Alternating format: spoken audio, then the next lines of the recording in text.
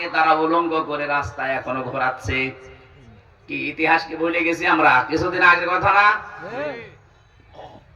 তামাম দুনিয়ায় এখন 1 নাম্বার জাতি হিসাবে সবচেয়ে বেশি মানুষ বাস করে খ্রিস্টান ধর্মে। তামাম দুনিয়াটাই ইহুদিদের দখলে, ওরা আর 2 জন মিলে ওরা দুনিয়া চালাচ্ছে। এই অবস্থায় যদি তাদের মাকে, তাদের মেয়েকে, তাদের বোনকে উলঙ্গ করে ভারতের বুকে ঘোরাতে পারে, হাঁটাতে পারে, তারা আর পারে নাকি? সুতরাং আপনারা সতর্ক সোচ্চার হন। তামাম দুনিয়া যদি এক হয়ে যায়, 120 কোটি হিন্দু ও মুখের ফু দিলে উড়ে যাবে। আমাদের এখানে এক সবচাইতে বড় শিক্ষা, ওরা যেন সামনে কারো উপরে জুলুম না করে, যে যে অপরাধ করেছে তার শাস্তি দেওয়া যায়। আল্লাহ বলেন ওদেরকে একটু হাসতে দেন, ওদেরকে ফুর্তি করতে দেন, অচিরে ওরা ওদের জালমে জুলুমের পরিণতি দেখতে পাবে। কিন্তু যারা জুলুম করবে না, ওয়াং চাই নাল্লাযীনা আমানু ওয়া কানু ইয়াত্তাকুন, আমি আল্লাহ নিজে বাঁচিয়ে দেব তাদেরকে, যাদের ভেতরে ঈমান থাকবে আর যাদের তাকওয়া থাকবে। এই মানুষগুলোকে বাঁচানোর দায়িত্ব কার? আল্লাহ। তাহলে আমার এতক্ষণ পর্যন্ত আলোচনার সারবস্তু এই, দুনিয়া সব একদিকে হয়ে যাক, আমাদের বাংলাদেশে এখন ঐক্যবদ্ধ হওয়া লাগবে। এটা এখন সবচাইতে বড় বিষয়। সত্যি যদি 18 কোটি মানুষ মায়ের পেটের মতো সিমেন্টেড হয়ে যেতে পারি, আল্লাহর কসম তামাম দুনিয়া একদিকে হলেও কিচ্ছু হবে না। এত শক্তি ঐক্যের। আল্লাহ এটা আমাদের বুঝে অনুধাবন করে যার যার জায়গা থেকে এটা মেনে চলার তৌফিক দেন, বলেন আমিন। আর আমরা যেন জালেম হয়ে না যাই। জালেম হলে আমাদের বাড়িও আল্লাহ এরকম হানিফের বাড়ির মতো পরিত্যক্ত করে দেবে। কথা বলে না কেন? শুধু হানিফের বাড়ি, সারা বাংলাদেশে যত জালেমের বাড়ি আপনি তাকান, এই নওগাঁ, আমি নাম নিলাম না, যাদের কি দাপট ছিল দেখেছেন, কোথায় তারা? কই সে বক্স চেয়ারম্যান কই? আওয়াজ আসছে না খুঁজে। মজুমদার সাহেবকে দেখলাম শরীর টলাতে চলাতে যাচ্ছে, আর মানুষ ঘৃণা ভরে তার দিকে তাকাচ্ছে। আরে ভাই, জেলে তো আদালতে তো আমাদেরও নিয়ে গেছে, মানুষ দেখেছে আর কান্নাকাটি করেছে, আর ওদেরকে দেখলে মানুষ এখন পচা ডিম মারতেছে। কি দাপট ছিল তাদের! আল্লাহ সবগুলো মাটির সাথে মিশিয়ে দিয়েছেন। কর্নেল ফারুক খানকে দেখলাম নিজে চলতে পারে না, অন্যের সাহায্যে লাঠি নিয়ে চলছে। আপনারা জেলে যারা জাননি তারা বুঝবেন না, আমি নিজে জানি, 3 বছর ছিলাম জেলের ভেতরে। যদি সত্যি আরামে থাকতে চান, বাইরে থেকে আপনার টাকা পাঠানো লাগবে, নয়তো আপনি আরামে থাকতে পারবেন না। ওখানে কেউ কারো না। ওদের যে অবস্থান দেখলাম, ওদের টাকা পাঠাবে কে? কারণ যারা পাঠাবে তারাই তো পালিয়েছে। কথা বলে না কেন? কর্নেল ফারুক খান, সাধন চন্দ্র মজুমদারের যে অবস্থা শরীরের, নিজেরা তো কোনো কাজ করতে পারে না অন্যের সাহায্য ছাড়া। বাইরে থেকে যদি টাকা পাঠানো বন্ধ হয়ে যায়, ও ভেতরে যে অবস্থা, ও নিঃশ্বাস বন্ধ হয়ে মরে যাবে। কিচ্ছু করা লাগবে না, শুধু যোগাযোগ বিচ্ছিন্ন করে দেবে আমাদের মতো। আমরা তো কোরআন শরীফ পড়তে পারতাম, কোরআন নিয়ে ব্যস্ত থাকতাম, ও শয়তানরা তো কোরআনও পড়তে পারে না, এমনি মরে যাবে টেনশনে।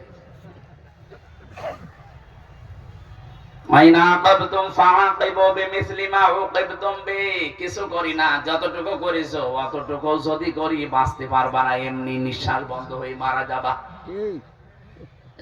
আমি আবার বলছি, আমরা যারা সামনে যাব চেয়ারে, সে যেই হোক, আমরা যেন জালেম হয়ে না যাই। কথা বলে না কেন? জালেম হলে কিন্তু আপনার খবর আছে। সূরা নমলের 51, 52, 53 নাম্বার আয়াত দলিল, আপনাকে আল্লাহ পরিত্যক্ত করে দেবে।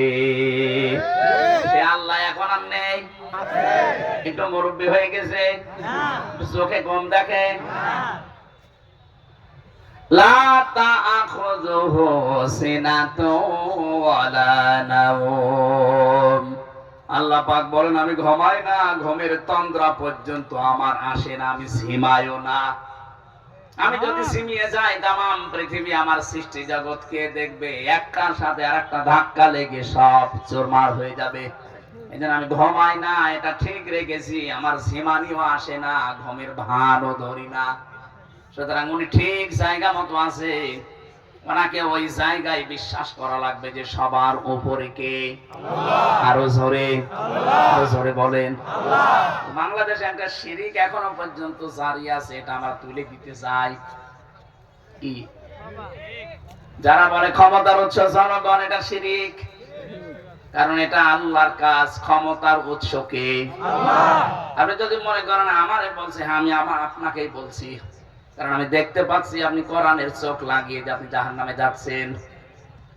যারা এই বিশ্বাস করেন ক্ষমতার উৎস জনগণ, এটা শিরিক। আর শিরিক করলে সেই লোকটা হয় মুশরিক। কথা বলেন না কেন? মুশরিকের জন্য আসল জায়গা জাহান্নাম। ইন্নাহু মাইয়ুশরিক বিল্লাহি ফাকাদ হারামাল্লাহু আলাইহিল জান্নাহ ওয়া মাওয়াহুন নার ওয়া মা লিয-যালিমিনা মিন আনসার। বলেন আল্লাহু আকবার। দুনিয়ায় আর যাই করেন সব আল্লাহ হয়তো মাফ করে দিতে পারে, তার সাথে যেগুলো, কিন্তু শিরিক যদি করেন আপনার মাফ নেই, আপনার জায়গা জাহান্নাম যাওয়াই লাগবে। আপনার জন্য জান্নাত আল্লাহ হারাম করে দেয়। এজন্য এই শিরিকে যারা আছেন যে ক্ষমতার উৎস জনগণ, ক্ষমতায় দিতে পারে জনগণ, এটা কিন্তু শিরিক চলছে। এই বিশ্বাস এখনই পাল্টাতে হবে। এই ক্ষমতার উৎস কে? হ্যাঁ বলেন না কেন? যাদের বিশ্বাস নেই এখনই পরিবর্তন হওয়া লাগবে। না কিসের কারণে আসলেন এখানে? আপনার রূপ দেখাতে এসেছেন, আপনার রূপের মতো রূপ আর এখানে কারণ নেই। পাল্টাতে হবে। আমি এক কথাই বলছি, শিরিক কাকে বলে? আল্লাহ যেটা পারে ওইটা অন্য কেউ পারে, এই বিশ্বাস করার নাম শিরিক। কথা বলেন? আল্লাহ যেটা পারে ওইটা অন্য কেউ পারে, এই বিশ্বাস করার নাম শিরিক। আরো জোরে বলেন, বলেন। এখনো পর্যন্ত কার ভেতরে বিশ্বাস আছে বলেন তো যে ক্ষমতার উৎস জনগণ? বলেন তো। নওগাঁ কি সব আল্লাহর ওলি হয়ে গেছে? মুশরিক যারা সব পালিয়েছে? না, আপনি যে দল করেন করেন, কিন্তু এই বিশ্বাস করা লাগবে আপনি মনে প্রাণে যে ক্ষমতার উৎস জনগণ নয়, ক্ষমতার উৎস কে? আল্লাহ। যদিও শুনতে ছোট মনে হচ্ছে, আর কি, আরে আর কি মানে? এইটাই তো আপনার জান্নাত জাহান্নামের গ্যারান্টি। আপনার ঈমানই যদি ঠিক না থাকে জান্নাত যেতে পারবেন না। সুতরাং আশা করছি এটা যাদের বুঝে হোক না বুঝে হোক ভুলে আছেন, আপনি পাল্টিয়ে যাবেন। আমিন। সূরা নাহাল 14 নম্বর পারা 19 নম্বর পৃষ্ঠার প্রথম নম্বর লাইনের 112 নম্বর আয়াত। একটা আয়াত পড়েছি, লক্ষ লক্ষ হাদিসের একটা হাদিসের 4 ভাগের 1 ভাগ পড়েছি। দেখেন তো এই আয়াতের হাদিসের ভেতরে কি আছে। আমার গলা বসে যাচ্ছে না, জবান ছেড়ে কোরআনের সোনালী আয়াত আগে একবার একটু পড়েন। আউযু বিল্লাহি মিনাশ শাইতানির রাজিম। বিসমিল্লাহির রহমানির রহিম। ওয়া দারাবাল্লাহু মাসালান ক্বরিয়াতান কানাত আমিনাতাম মুতমাইন্না ইলা আখির আয়াত। কোন সূরা বললাম তো? নাহাল। নাহাল বলেন। নাহাল মানে মৌমাছি। নাহাল মানে কি? মৌমাছি। মৌমাছির নামে আল্লাহ সূরা নাযিল করেছেন 7টা কারণে। 1 নাম্বার কারণ হচ্ছে এই পৃথিবীতে একবার মাত্র মৌমাছিকে আল্লাহ একটা আদেশ দিয়েছিলেন, ওয়া রাব্বুকা ইলান নাহালি আনিত্তাখিযি মিনাল জিবালি বুয়ুতাও ওয়া মিনাশ শাজারি ওয়া মিম্মা ইয়ারিশুন। রব্বুল আলামিন বলেন, মৌমাছির মধ্যে আমি একবার ওহী করেছিলাম যে 3টা জায়গায় বাসা বাঁধবা। কয় জায়গায়? 1 নম্বরে পাহাড়ে, 2 নম্বরে মানুষের ঘরের কার নিচে, ছাদে, সালে, 3 নম্বরে গাছের ডালে। হে নবী, আপনি দেখতে পাবেন এই 3টা জায়গা ছাড়া আজ পর্যন্ত মৌমাছি কোন জায়গায় বাসা বাঁধে না। কিয়ামত পর্যন্ত আল্লাহর এই একটা আদেশ মেনে চলবে। সুবহানাল্লাহ বলতে পারেন? ছোট্ট একটা প্রাণী আদেশ পেয়েছে কয়বার? আরো জোরে বলেন। একবার মাত্র আদেশ পেয়ে কিয়ামত পর্যন্ত এর উপরেই তারা থাকবে। ওদের বাসা হয় দেখবেন পাহাড়ে। আমাদের দেশে তো পাওয়া যায় কম, এটা তামিলনাড়ুতে পাওয়া যায়, নেপালে বিশাল বিশাল পাহাড়। আমি তামিলনাড়ু দেখেছিলাম, বড় বড় পাহাড়ে ওখান থেকে মধু কেটে কেটে নিয়ে আসতেছে, কালো মধু। 2 নম্বরে আপনি গাছের ডালে দেখতে পাবেন, সুন্দরবনে যান, খুলনাতে দেখেন মধু কিভাবে হয় গাছের ডালে। 3 নম্বরে মানুষের ঘরের চালে, ছাদে, কার্নিশে, দেওয়ালে। একটা দেশ পেয়ে যদি ওরা কিয়ামত পর্যন্ত এর উপরে অটুট থাকতে পারে, আমাদেরকে আল্লাহ একটা নাই, কোরআনে 500 আদেশ দিয়েছেন। কয়টা? 500। বলেন বলেন। 500। একটা আপনি মানেন না। মৌমাছির চাইতেও আপনি নিকৃষ্ট হয়ে গেছেন। ওদের একটা আদেশ দিয়ে যদি কিয়ামত পর্যন্ত বিপরীত না হয়, ব্যত্যয় না ঘটে, কি করেন আপনি? আপনার বিবেক কি মরে গেছে? 500টা আদেশ পেলেন, একটাও মানেন না। সম্মানিত মা বোন যারা এসেছেন, আপনাদেরকে আল্লাহ যে আদেশ দিয়েছেন, সবচাইতে বড় আদেশ আপনার জীবনের জন্য পর্দা। অথচ অধিকাংশ পরিবারে যেটা নফল নেই, মোবা হয়ে গেছে। পর্দা আছে শুধু টিভির পর্দা, আর জানালার পর্দা, আর দরজার পর্দা। ওদের যেখানে পর্দা থাকার দরকার ওখানে পর্দা নেই। কথা বলেন না কেন? মেয়ে লোক কিভাবে আওয়াজ করবে, কতটুকু জোরে আওয়াজ করে কথা বলবে, এই আওয়াজ পর্যন্ত আল্লাহ কোড করে দিয়েছেন যে এই স্তরে তাদের আওয়াজ হবে এবং এইভাবে তারা কথা বলবে মানুষের সাথে। মেয়েরা যারা এসেছেন, আপনাদেরকে আমি একটু শুধু ইঙ্গিত দিয়ে এটা দিয়ে, সূরা আহজাব 22 নম্বর পারা 1ম নম্বর পৃষ্ঠা 3 নম্বর লাইনের 32 নম্বর আয়াত, তাফসীরে খাজিনের ভেতরে আছে। ইয়া নিসান নাবিয়্যি লাস্তুন্না কাআহাদিম মিনান নিসাই ইন তাকাইতুন্না ফালা তাখদা'না বিল কওলি ফায়াতমা'আল্লাযী ফী কলবিহি মারাদু ওয়া কুলনা কাওলান মা'রুফা। আল্লাহ নবীর স্ত্রীদেরকে ডাক দিয়ে তামাম দুনিয়ার মেয়েদেরকে শিক্ষা দিচ্ছেন, হে নবীর স্ত্রীরা, ভালো করে শোনেন, হে নবীর স্ত্রীরা, যদি পর্দার আড়াল থেকে, হেজাবের উপর থেকে কারো সাথে কথা বলতে চান, কথা বলবেন সঠিক কথা, মিথ্যা কথা বলবেন না, কিন্তু ভাষা হবে রুক্ষ সূক্ষ্ম। এখানে কি পেলেন? নবীর স্ত্রীদেরকে আমরা উম্মতেরা মা বলে ডাকি। মায়ের সাথে সন্তান যত খারাপ হোক, খারাপ আচরণ বলতে জেনা এই পর্যায়ে যেতে পারে না। যত খারাপ সন্তান হোক, অন্তত মায়ের সাথে কল্পনাও করে না। অথচ আল্লাহ সেই মায়ের উদাহরণ দিয়ে বলছেন, মেয়েরা যদি বাইরে থেকে কারো সাথে কথা বলতে চাও, কথা বলবা ঠিক কথা, মিথ্যা কথা বলা যাবে না, সে মোবাইলে হোক, ফোনে হোক, ফ্যাক্সে হোক। কিন্তু ভাষা করবা রুক্ষ সূক্ষ্ম, রাগা রাগা, এমন ভাষায় কথা বলবা ওই পার থেকে যে কল দিয়েছে ও যেন ভাবে আল্লাহ এ মানুষ না আজরাইল। কথা বলে না? 14 জন পুরুষের সাথে আপনি কথা বলতে পারেন মন খুলে। 14 জন, কয়জন? 14 জন। বলেন না কেন? একজন আপনার বাবা, এটা ওই পাকানো বাবা না, আপন বাবা। 2 নাম্বার আপনার ভাই, এটা আপন ভাই। 3 নাম্বার আপনার ছেলে, এটা আপন ছেলে। অনেকে পাকানো ছেলের সাথে গল্প করে না, আপন ছেলে হওয়া লাগবে। আপন ভাইয়ের ছেলে, আপন বোনের ছেলে। এরকম 14 জন পুরুষের নাম আছে সূরা নিসাই।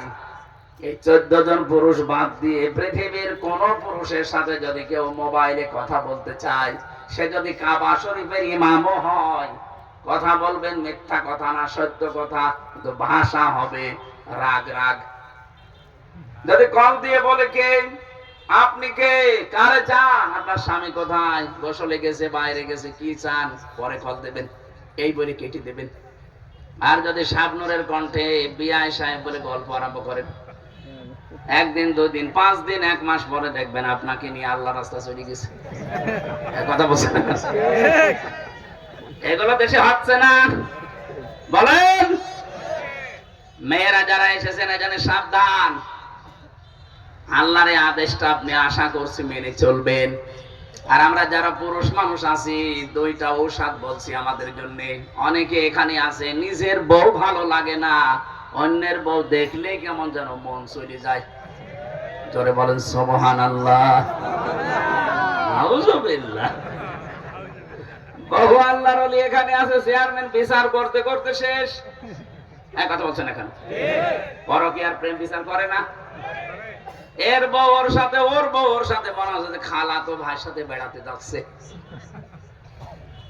বলেন ওয়াকুল লিল মুমিনিনা ইয়াগুযু মিন আবসারিহিম ওয়া ইয়াহফাযু ফুরুজাহুম যালিকা আযকা লাহুম ইন্নাল্লাহা খাবীরুম বিমা ইয়াসনাউন। আমি সহ যত মানুষ এখানে পুরুষ আছি, সে যে বয়সের হোক, আমাদের এই দুইটা ঔষধ লাগবে যদি চরিত্র হেফাজত করতে হয়। কথা বলেন না কেন?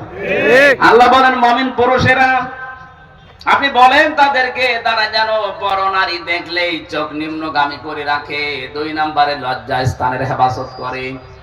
সত্যি যাদেরকে শয়তান ওয়াসওয়াসা দিয়ে ধোঁকা দিয়ে যে পুরা পরিবেশটা, পরিবারটা ধ্বংস করে ফেলছে, যারা পরকীয়া প্রেমের দিকে ঝুঁকে পড়েছেন, যারা বিবাহিত কোন স্ত্রীর সাথে লাইনে আছেন, এমনি যদি আপনার বিয়ে করতে মন চায়, অবিবাহিত কোন কারোর সাথে কথা বলে আপনি ঠিক করে ফেলেন, কিন্তু বিবাহিত কোন মহিলার সাথে লাইন করলে আপনার দুনিয়াও শেষ, আখিরাতও শেষ। 1 নম্বরে আপনি তার স্বামী যদি বৈধভাবে তালাক না দেয়, আপনি জীবনও তারে বিয়ে করতে পারবেন না, বা 2 নম্বরে তারে ছাড়া আপনি বাঁচতেও পারবেন না, কষ্টে মরবেন।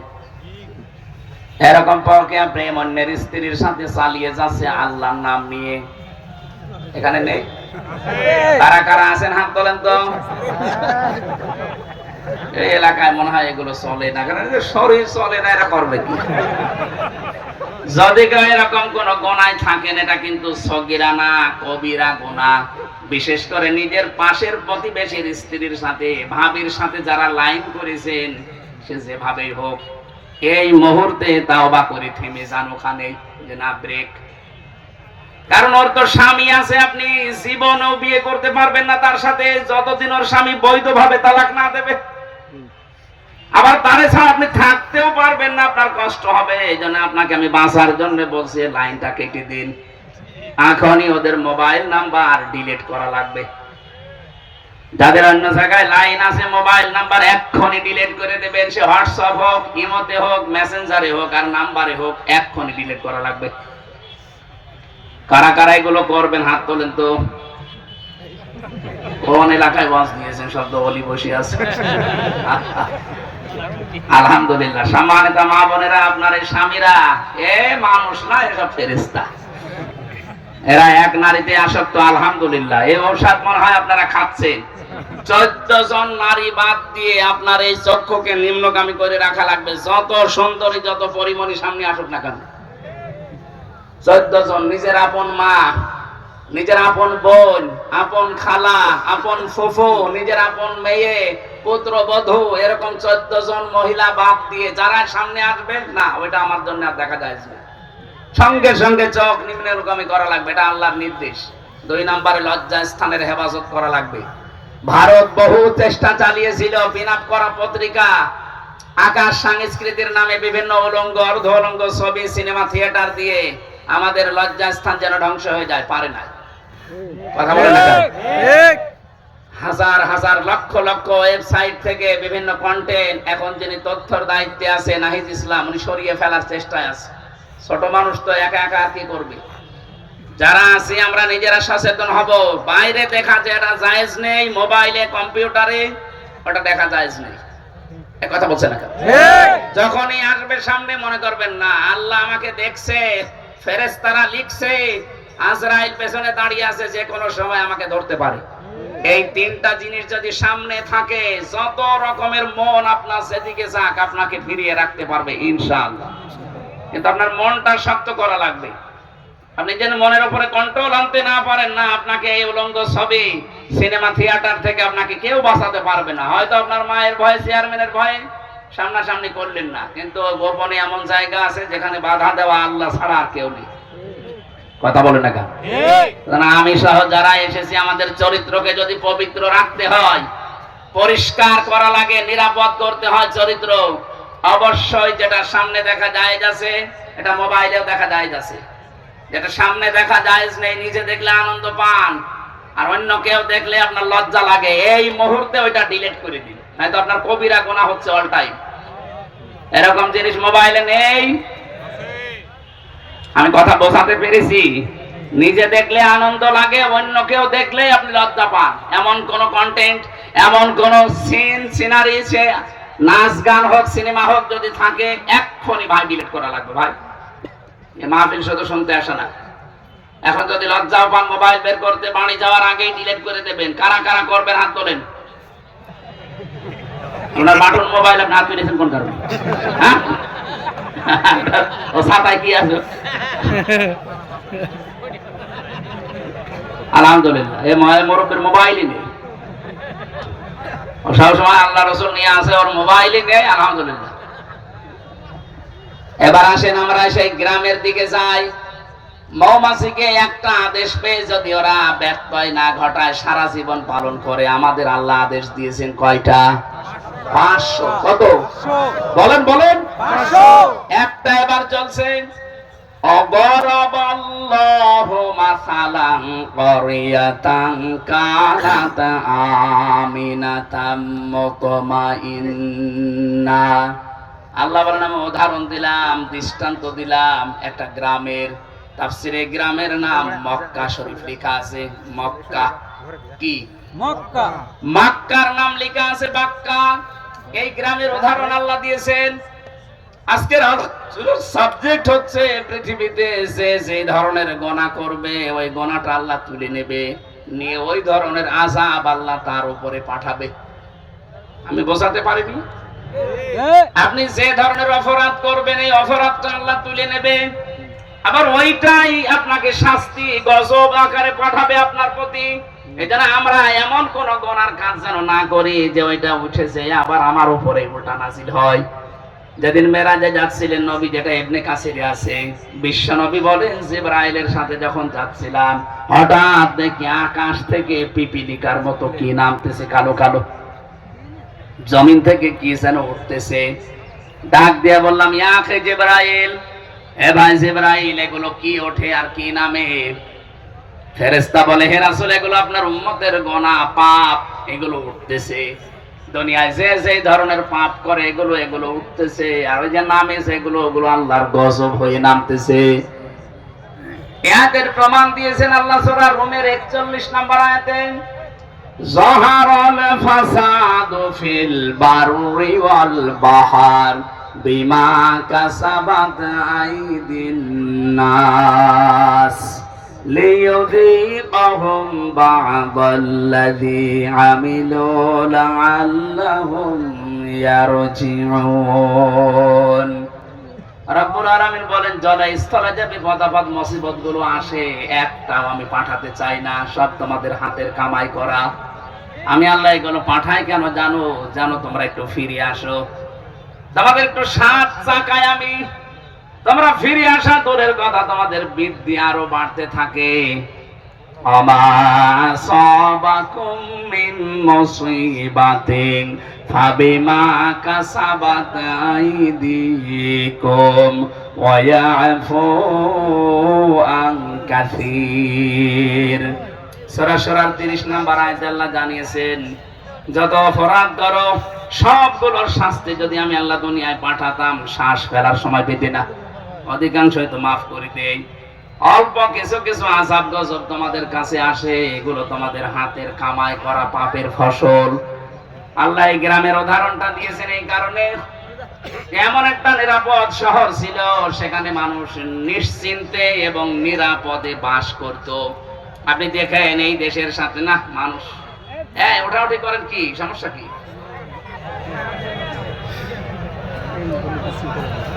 না, আপনাদের জোর করে শোনানোর নিয়ম নেই আমার, আপনার শুনতে মনে চাইলেন, না হলে আমি বড় কিছু না, আপনি খেয়ে আবার চলে আসেন।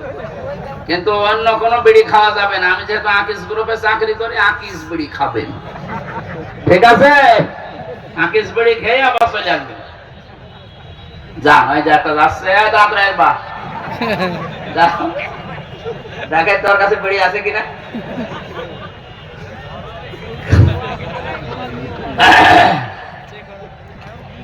নওগাঁবাসী, আমি যেটা বোঝাতে চাচ্ছিলাম 1947 সালের দিকে আপনি তাকান, এ দেশটা একটা নিরাপদ জায়গায় কিন্তু ছিল। আল্লাহ পাক বলেন কানাত আমিনাতাম মুতমাইন্নাতান, দুইটা জিনিস সেই জায়গায় সেই দেশে ছিল। এক নম্বরে আমিনাতান নিরাপদ, দুই নম্বরে মুতমাইন্নাতান নিশ্চিন্ত। ওখানে বাস করে মানুষ নিরাপদ এবং নিশ্চিন্তে।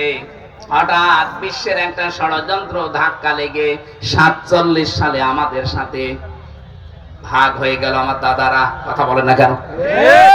এরপর থেকে এই যে আরম্ভ হয়েছে পাকিস্তান, ওরা এক বেশি করে খুব চালিয়েছিল, ওদের ভেতরেও শয়তান ভর করে শেষ পর্যন্ত জুলুম নির্যাতন ওরা বাড়িয়ে দিয়েছে। আল্লাহ রাব্বুল আলামিন 71 সালে আমাদের দেশটাকে অনেকগুলো জীবনের ইজ্জতের মাধ্যমে দেশটা আমাদের দিলেন। রাব্বুল আলামিন বলেন ইয়াতিহা রিজকুহা রাগাদাম মিন কুল্লি মাকান, তাদের কাছে রিজিক আসতো, জীবন উপকরণ আসতো বিভিন্ন সাইড দিয়ে। এখানে আমি সাইডের কথা তাফসিরে পেয়েছি, ইয়েমেন, সিরিয়া, আশপাশে যে দেশগুলো আছে ওখান থেকে আল্লাহ ব্যবসায়িক মাধ্যমে বিভিন্ন কায়দায় তাদের কাছে মাল, জীবন উপকরণ বলতে যা লাগে সব পাঠাতেন রিজিক হিসাবে। আমাদের কাছেও বেশ আসছিল সারা বিশ্বের 257টা রাষ্ট্র এখন পৃথিবীতে। 47-এর আগের ইতিহাস একটু পড়ে এনে দেশটা কিন্তু ভালো চলছিল। ফাঁকা ফারাত বিআনওয়ামিল্লাহ, আল্লাহ বলেন ওরা যখন আমার নিয়ামতের সাথে কুফরি করলো। এখানে নিয়ামতের দুইটা বর্ণনা আছে। এক নম্বরে আসল নিয়ামত হচ্ছে আল্লাহর বিধান, দুই নম্বরের নিয়ামতের নাম মুহাম্মাদুর রাসূলুল্লাহ। ওরা যখন বিভিন্ন উপকরণ রিজিক পাওয়ার পর আমার পাঠানো বিধান এবং আমার রাসূলের সাথে কুফরি করা আরম্ভ করেছে, আমি আল্লাহ তাদের পোশাক পরিয়ে দিয়েছি মজা চাকানোর জন্য। লিবাসাল জুই ওয়াল খাউফি, এক নম্বরে ক্ষুধা দারিদ্রে, দুই নম্বরে ভয়। এই যে দুর্ভিক্ষের পোশাক, ক্ষুধার পোশাক এবং ভয়ের পোশাক পরিয়েছিলাম, বিমা কানু ইয়াসনাউন, তারা যা করতো এর কারণে। এবার আসেন আমরা এই দেশের সাথে আজটা মিলে, এটা তো মক্কা শরীফের সাথে। ওই জামানায় যখন আল্লাহর বিধান ওরা মানে নাই, আল্লাহর পাঠানো নিয়ামত রাসূলুল্লাহ, লাকাদ মান্নাল্লাহু আলাল মুমিনিনা, পৃথিবীতে আল্লাহর নবী মুমিনদের জন্য একটা নিয়ামত। একটা কি নিয়ামত? এই নিয়ামতকে ওরা না মেনে যখন জুলুম, অত্যাচার, নির্যাতন এমনকি দেশ থেকে তাড়িয়ে দিয়েছে। এখন তো নবী নেই, নবীর ওয়ারিস আছে। এই 15.5 বছরে নবীর ওয়ারিসদের সাথে আপনি যা করেছেন, এই কারণে এই বিপদগুলো আল্লাহ দিয়েছে। দুর্ভিক্ষ বলেন, ভয় বলেন, এই যে এখন বিভিন্ন ষড়যন্ত্রের ভয় চলছে, এগুলো সব আলেমদের সাথে খারাপ ব্যবহারের পরিণাম। ওই জামানায় তারা নবীর সাথে করেছিল, এই জামানায় নবীর ওয়ারিসদের সাথে করছে। কি করেছেন বলেন তো? 15.5 বছরে বিশেষ করে অন্য জাতি বাদ দিলাম, আলেমদের সাথে। আমি ছোট হই, কাটো হই, যাই হই, আমার নামের আগে একটা আলেম লেখা আছে। কোন কারণে এরকম আচরণ করলেন আপনারা? আপনি 11 ঘন্টা আমার টাঙিয়ে রাখলেন, 11 ঘন্টা মাথায় দড়ি দিয়ে আপনি টাঙিয়ে রাখলেন, আমার শরীর চলে না, পায়ে ডান্ডা বেড়ে দিয়ে, পেছনে হাত হ্যান্ডকাপ দিয়ে বেঁধে, অথচ কিছুই করে নাই। নিজেরাই বলছিল যে আপনার কোনো দোষ নেই, আমরা জানি, এগুলো করেন কেন বললেন। এরপরে জেলে দিয়ে দিলেন। যদি জেলখানায় যারা যায় ওরকম থাকতাম আমার কিছু হইতো না। কিন্তু জেলের কন্ডেম সেলের ভেতরে, ফাঁসির কন্ডেম সেলে 24 ঘন্টা তালা লাগিয়ে আবার সিসি ক্যামেরা দিয়ে রাখতেন।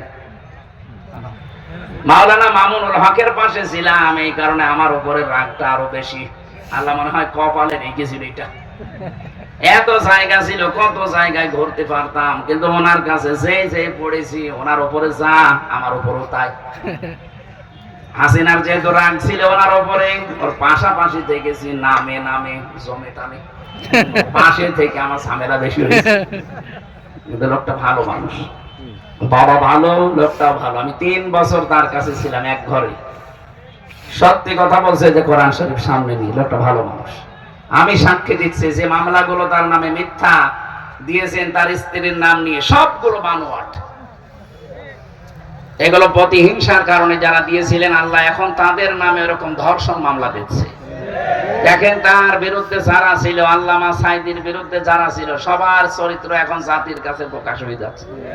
যাদের চরিত্র যাই থাকে, এদের চরিত্র কি গো, এ তো শয়তানও এত নিচে নামে না, অন্যের বউ নিয়ে আল্লাহু আকবার বলে চালাচ্ছে। এতে দরবেশ, দরবেশের যে দ্বিতীয় বউটা, এটা কার বউ? এক ব্যবসায়ীর বউ। একটা স্বামী যদি ভালোভাবে কোন স্ত্রীকে তালাক না দেয়, কেউ যদি জোর করে কারো বউ নিয়ে সংসার করে, যতদিন সংসার করবে জেনা করবে। এক কথা বলেন না কেন? একটা হাদিস শোনেন, এটা হযরতে আনাস থেকে বর্ণিত। বিশ্ব নবী জানিয়েছেন, তিনটি বস্তু মুমিনের চারিত্রিক গুণাবলীর অন্তর্ভুক্ত। যারা আমরা ঈমানদার দাবি করি, এই চরিত্র আমাদের মাস্ট বি লাগবে। এক নম্বরে, সে যদি রাগান্বিত হয়, ক্রোধান্বিত হয়, তাহলে ক্রোধের সময়, রাগের সময় কোনো অবৈধ ও অন্যায় কাজের সিদ্ধান্ত সে নিতে পারে না। অথচ দেখেন, এই 15.5 বছরে একটা মহিলা যত সিদ্ধান্ত নিয়েছে সব রাগ করে নিয়েছে। আলেমদের প্রতি বলেন, জালেমদের প্রতি বলেন, যাই করেছে সব একক সিদ্ধান্তে রাগ করে করেছে। এটা মুমিনের চরিত্র না। এই চরিত্র যদি কেউ অর্জন করে, যে রাগের সময় যা হয় রাগের সময় সিদ্ধান্ত নেয়। এখানে যারা স্বামী আছেন, আমি সহ, রাগ হলে স্ত্রীর সাথে কোনো ঝামেলায় জড়াবেন না। কথা কাটাকাটি করা, মোবাইলে গালি দেওয়া সব বন্ধ। দরকার হয় মোবাইলের সিম বন্ধ করে রাখবেন। 24 ঘন্টা এভাবে পার করেন, শয়তান আপনার থেকে ধোঁকা সরিয়ে নেবে। কিন্তু রাগের সময় শয়তান কিন্তু ধোঁকা দিয়ে বোকা বানিয়ে ফেলে। কথা বলেন না কেন? মনে হয় সে এক সিদ্ধান্ত এককভাবে নিয়েছেন এই 15.5 বছর, আর আলেমদের প্রতি যে সিদ্ধান্ত নিয়েছেন সবগুলো রাগ করে। 2 নম্বরে, যখন সে খুশি হয়, তখন সে খুশি হয়ে তাকে হকের সীমা লঙ্ঘন সে করতে পারে না। আজ আমরা যারা বিষয় পেয়ে আনন্দে আছি, খুশি আছি, আমরা যেন হকের যে সীমানা এটা পাল্টিয়ে না ফেলি। আগস্টের 5 তারিখের পর থেকে অনেকে খুশির ঠেলায় আনন্দে চাঁদাবাজি আরম্ভ করেছে। কথা বোঝে? গান আছে ঠিক বলে। খুশি হয়েছেন, কিন্তু হকের সীমা লঙ্ঘন করা যাবে না। হ্যাঁ, আপনি অত্যাচারিত হয়েছিলেন ঠিক আছে, কিন্তু ওটা তো আপনি আল্লাহর উপরে ছেড়ে দিয়েছেন। 3 নম্বরে, অপরের জিনিস তার উপর আপনার কোনো অধিকার নেই, ক্ষমতা থাকা সত্ত্বেও সেখানে হস্তক্ষেপ করা যাবে না। বাইহাকি শরীফের হাদিস। অন্যের বউ, এটা কি আপনার অধিকার আছে? কথা বলেন না কেন? অথচ দরবেশ অন্যের একজন বউ ওকে টক শোতে ডাক দিয়েছিল। ওর নিজের কোনো অধিকার নেই, কিন্তু ক্ষমতা খাটিয়ে তার বউকে জোর করে নিয়ে আল্লাহর রাস্তায় সংসার করছে। এরকম বহু মানুষের চরিত্র এখন ধরা পড়ছে। কথা বলেন না কেন? এই যে মুমিনের ভেতরে 3টা গুণ থাকতে পারে না। আল্লাহ আমাদেরকে যেন এই হাদিসটা মেনে চলার তৌফিক দেন, বলেন আমিন। রাগের সময় সিদ্ধান্ত নেবেন না, কোন বিষয় পেয়ে খুশি হলে সীমা লঙ্ঘন করবেন না। 3 নম্বরে, যার উপর আপনার অধিকার নেই, এটা জোর করে ক্ষমতা খাটিয়ে অধিকার আদায় করবেন না। আল্লাহ রাব্বুল আলামিন বলেন, আমার নবীর উপরে, আমার বিধানের উপরে ওই মানুষগুলো হস্তক্ষেপ করেছিল, কুফরি করেছিল। ফাকাফারাত বিআনউমিল্লাহ। এই জন্য এমন পোশাক তাদেরকে পরিয়ে দিয়েছি, মশা সাকাতে লিবাসাল জুই ওয়াল খাউফি। 1 নম্বরে ক্ষুধার পোশাক, 2 নম্বরে ভয়ের পোশাক। তাফসিরে ইবনে কাসিরের ভেতরে 2টা শব্দের খুব ব্যাখ্যা, প্রায় 27টা ব্যাখ্যা দেওয়া আছে। এখান থেকে কয় কিলো হবে? এই আয়াতের পরবর্তী যে শব্দগুলো, লিবাসাল জুর ওয়াল খাউফ, এই 2টা শব্দের ব্যাখ্যা করব। যদি ওখানে আমি রাত কয়টায় চলবে? 8টায়। আমি 8টায় উঠবো নওগাঁয়। সময় যদি পান ওখানে যান। আজকের মতো আর বলছি না। আমিন, আল্লাহুম্মা আমিন। লা ইলাহা ইল্লা আনতা সুবহানাকা ইন্নী কুনতু মিনাজ জালিমিন। ও মাবুদ, যেভাবে আরম্ভ করেছিলাম, আমরা যদি এখনো 2-3 ঘন্টা বলতাম, কেউ চলে যেত না। কোরআনে কারীম শোনার জন্য মানুষগুলো এত পাগল। মাগরিবের আযান দেবে এখন, এই জন্য শেষ করে দিলাম।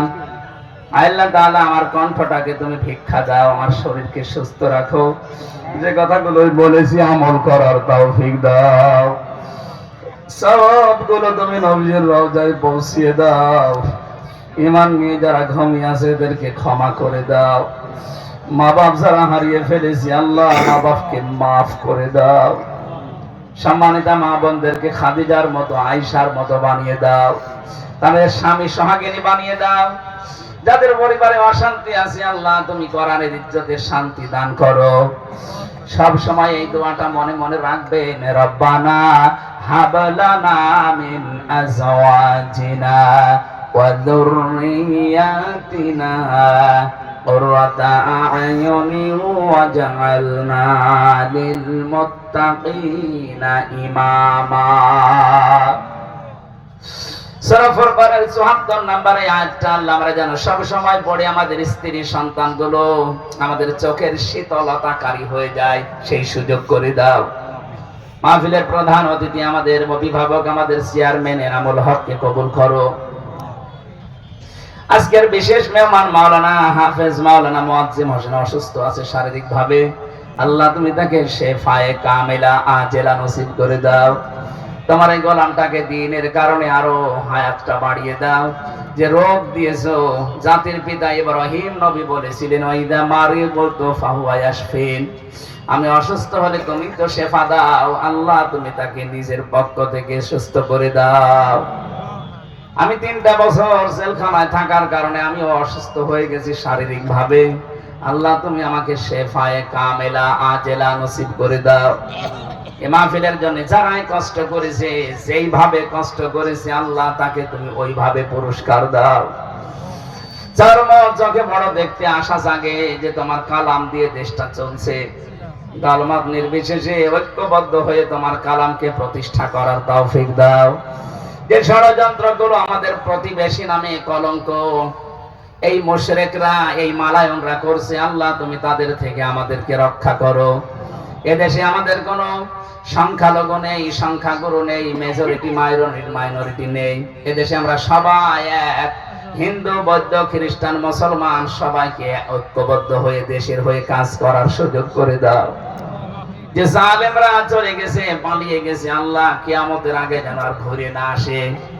এসিয়ারে তুমি এমন মানুষকে বসাও, এমন মানুষকে তুমি বসার যোগ্যতা দান করো যে মানুষগুলো জনগণের জন্য, মানবতার জন্য, তোমার ইসলামের জন্য কাজ করবে। আল্লাহ ম্যাডাম খালেদা জিয়ার জন্য দোয়া চেয়েছি, আমি দোয়া করছি তোমার ওই বান্দি স্বামী হারিয়েছে, সন্তান হারিয়েছে, আল্লাহ বিধবা এই মেয়েটাকে তুমি সুস্থ করে দাও।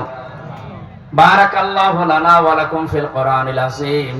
মরণ আসলেই আমাদের জবানে তুমি জারি করে দিও লা ইলাহা ইল্লাল্লাহু মুহাম্মাদুর রাসূলুল্লাহ। ও যে